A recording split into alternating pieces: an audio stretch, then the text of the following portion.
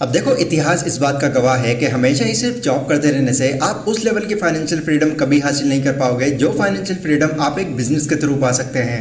अगर आपके बिजनेस के अंदर एक यूनिकनेस है तो यहाँ से आप एक मिलियनर, यहाँ तक कि एक बिलियनर भी बन सकते हैं। और आपका बिजनेस ही एकमात्र ऐसा जरिया है जिससे आप आगे चलकर अपनी लाइफ को फुल्ली इंजॉय भी कर सकते हैं, जिसमें आप पूरी तरह फाइनेंशियली फ्री होंगे। अब इसी सोच को ध्यान में रखते हुए काफ़ी सारे लोग अपना खुद का बिजनेस शुरू कर देते हैं, बट इनमें से भी बहुत ही कम ऐसे लोग निकल कर आते हैं जिनका बिजनेस एक्चुअल में चल पड़ता है और बाकी सारे बुरी तरह से फेल हो जाते हैं। अब ऐसे नहीं कि वो अपने बिजनेस में अपने एफर्ट्स या पैसे नहीं लगाते, पर स्टिल इन सब के बावजूद भी उनको सक्सेस मिल ही नहीं पाती। क्यों?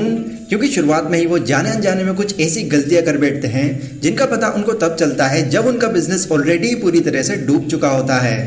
ये इस वीडियो का पार्ट 2 है। इसके पार्ट 1 में मैंने आपसे ये बताया था कि अगर आप कम एज में ही फाइनेंशियली फ्री होना चाहते हैं तो कौन सा वो बड़ा स्टेप है जो आपको ज़रूर फॉलो करना चाहिए, और उस स्टेप को फॉलो करने के लिए कुछ ऐसे की पॉइंट्स हैं जो आपको हमेशा काम आने वाले हैं। पार्ट 1 का लिंक आपको इस वीडियो के डिस्क्रिप्शन में मिल जाएगा। इस वीडियो के ख़त्म होने के बाद आप उस पार्ट को भी ज़रूर चेकआउट करें। यहाँ पर हम लोग ये जानने वाले हैं कि आखिर कैसे आप एक सक्सेसफुल बिजनेस को पहले ही प्लान कर सकते हैं, जिससे आने वाले टाइम में आपके लॉस होने के चांसेस काफ़ी कम हो जाएं और आप लॉन्ग टाइम तक मार्केट में डोमिनेट करते रहो। So let's begin. तो किसी भी तरह के बिजनेस या स्टार्टअप को शुरू करने के लिए ऑथर ने हमको टोटल 5 मेन की पॉइंट्स बताए हैं, जिन पॉइंट्स को लगभग हर 100 में से 99 सक्सेसफुल कंपनीज आपको फॉलो करती हुई मिलेंगी, और जिनको आप भी फॉलो करके अपने बिजनेस को एक सक्सेसफुल बिजनेस बना सकते हैं। अब क्योंकि ये 5 पॉइंट्स आपको और अच्छे से याद रहें तो इसीलिए ऑथर ने इन पॉइंट्स को सेंट्स का नाम दिया है, जिनमें से सी वर्ड का मतलब है कंट्रोल। टॉमी एंड हेनरी नाम के 2 दोस्त थे। इनमें दोस्ती इतनी गहरी थी कि वो अपनी लाइफ के मैक्सिमम कामों की शुरुआत साथ में ही किया करते थे। एक बार उन दोनों के माइंड में एक बिजनेस आइडिया आया। वो आइडिया था मार्केट के अंदर एक क्लॉथ्स की शॉप खोलना, जिसको खोलने के लिए उन दोनों के पास पैसे भी बराबर थे।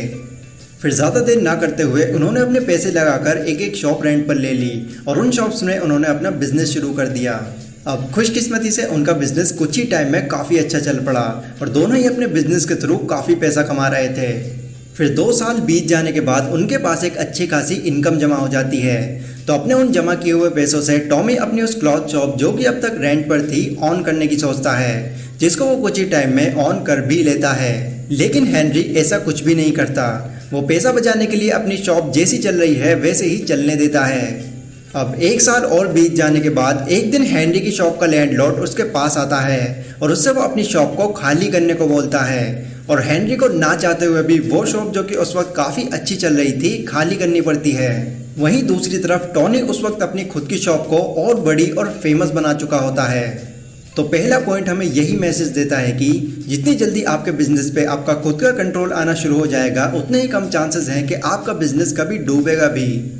एग्जाम्पल, अभी जितनी भी ई कॉमर्स वेबसाइट्स हैं जिनमें मैक्सिमम सेलर्स अपने प्रोडक्ट्स को सेल करते हैं, उनमें से किसी एक सेलर के पास भी उन प्रोडक्ट्स को सेल करने पर अपना खुद का कंट्रोल नहीं है। मतलब कोई भी ई कॉमर्स वेबसाइट अगर चाहे तो किसी भी सेलर को सस्पेंड कर सकती है, जिससे उसका ऑब्वियसली काफ़ी भारी नुकसान होगा।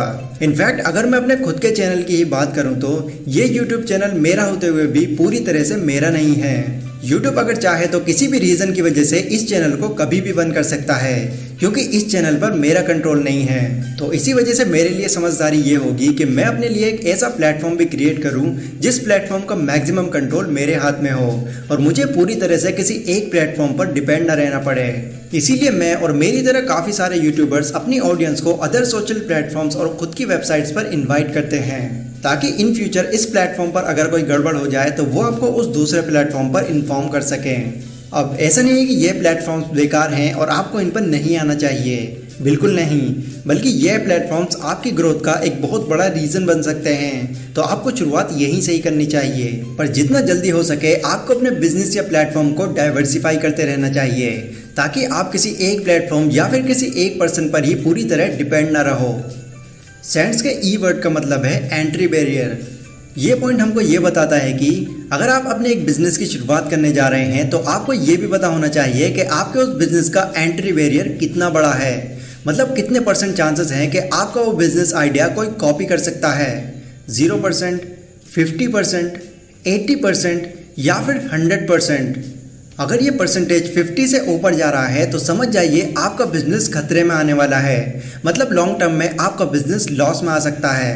एग्जाम्पल, अभी आपने बहुत सारे ऐसे बिजनेसेस भी देखे होंगे जो स्टार्ट करने के कुछ ही टाइम बाद काफ़ी अच्छे चल पड़ते हैं और फिर कुछ ही टाइम बाद उस बिजनेस की ऐसी ग्रोथ देखकर उस आइडिया को बाकी लोग भी कॉपी करना शुरू कर देते हैं, जिसका नतीजा ये होता है कि वो बिजनेस जो एक टाइम पर काफ़ी अच्छी ग्रोथ कर रहा था डाउन होना शुरू हो जाता है और एक टाइम पर आकर वो इतना डाउन हो जाता है कि जहाँ उनको थोड़े बहुत प्रॉफिट्स आ भी रहे थे, इतने कंपटीशन के चलते वो भी लॉस में बदल जाते हैं। फिर एट द एंड उनको वो बिजनेस बंद करना पड़ता है। ऐसा होता है बिकॉज उनका बिजनेस का एंट्री बैरियर 50 से 100% तक का होता है, जिस वजह से ही बाकी लोगों के लिए भी उस बिजनेस आइडिया को कॉपी कर पाना एकदम इजी एंड सिंपल रहता है और इसीलिए लोग उस आइडिया को कॉपी करना शुरू भी कर देते हैं एंड एट द एंड वो बिजनेस कंपटीशन में ही फंस कर रह जाता है। सो कंक्लूड करने के लिए अगर बोलूँ तो आप अपने बिजनेस को तभी एक सक्सेसफुल बिजनेस बना सकते हैं जब दूसरों के लिए आपका वो बिजनेस आइडिया कॉपी कर पाना काफ़ी डिफिकल्ट एंड चैलेंजिंग हो जाए। कोई ऐसा बिजनेस जो लोगों की बड़ी प्रॉब्लम्स को सॉल्व करता हो, जिसको सॉल्व कर पाना बाकी लोगों के बस में ही ना हो, तभी आप अपने बिजनेस या स्टार्टअप को जल्दी ग्रो कर पाएंगे। सेंस में एन का मतलब है नीड, यानी कि लोगों की ज़रूरतों को पूरा करना। क्या आप जानते हैं कि वो नोकिया कंपनी जो एक टाइम पर मोबाइल का किंग कहलाती थी, आज उसके फोन्स एकदम फेल कैसे हो गए? इसका सबसे बड़ा रीज़न है लोगों की नीड्स को पूरा ना करना। साल 2008 में जब एंड्रॉयड लॉन्च हुआ तो लोग उसमें भी उस ऑपरेटिंग सिस्टम को यूज़ करना चाहते थे, लेकिन नोकिया ने अपने आप को अपग्रेड ना करते हुए उसमें जैसा ऑपरेटिंग सिस्टम था उसको वैसे ही रहने दिया, जिसका नतीजा ये निकला कि जितनी भी बाकी मोबाइल कंपनीज थी वो एंड्रॉयड को एक्सेप्ट करके और आगे बढ़ती चली गई और धीरे धीरे नोकिया कंपनी डाउन होती चली गई और आज भी नोकिया डाउन ही है। अब देखो, किसी को भी कोई फर्क नहीं पड़ता कि आप अपने इस बिजनेस से कितने अमीर होना चाहते हैं, यहाँ तक कि किसी को ये भी फर्क नहीं पड़ता कि आपको इस बिजनेस के पैसों से कौन सी लग्जरी कार खरीदनी है। जब तक आप अपने प्रोडक्ट या सर्विस से दूसरे लोगों की कोई नीड पूरी नहीं कर देते, तब तक आपका बिजनेस कभी ग्रो ही नहीं कर पाएगा। अपने प्रोडक्ट को रेडी करते वक्त कुछ ऐसे मेन क्वेश्चंस हैं जो आपको ज़रूर ध्यान में रखने चाहिए, जो कि कुछ ऐसे हैं कि क्या आपका प्रोडक्ट लोगों की प्रॉब्लम को सॉल्व कर रहा है? क्या आपका प्रोडक्ट लोगों को एजुकेट कर रहा है? क्या आपका प्रोडक्ट लोगों को बेटर फील करा रहा है? क्या लोगों को आपका प्रोडक्ट एक अच्छा एंड डिफरेंट लुक दे रहा है? क्या वो बाकी लोगों के कामों को ईजी बना रहा है? क्या आपका प्रोडक्ट लोगों के इमोशंस को ट्रिगर कर रहा है? इनमें से किसी एक क्वेश्चन पर भी अगर आपका प्रोडक्ट फिट बैठता है तो समझ जाइए आप अपने बिजनेस की एक अच्छी शुरुआत करने जा रहे हैं। सैंड्स में टी का मतलब है टाइम।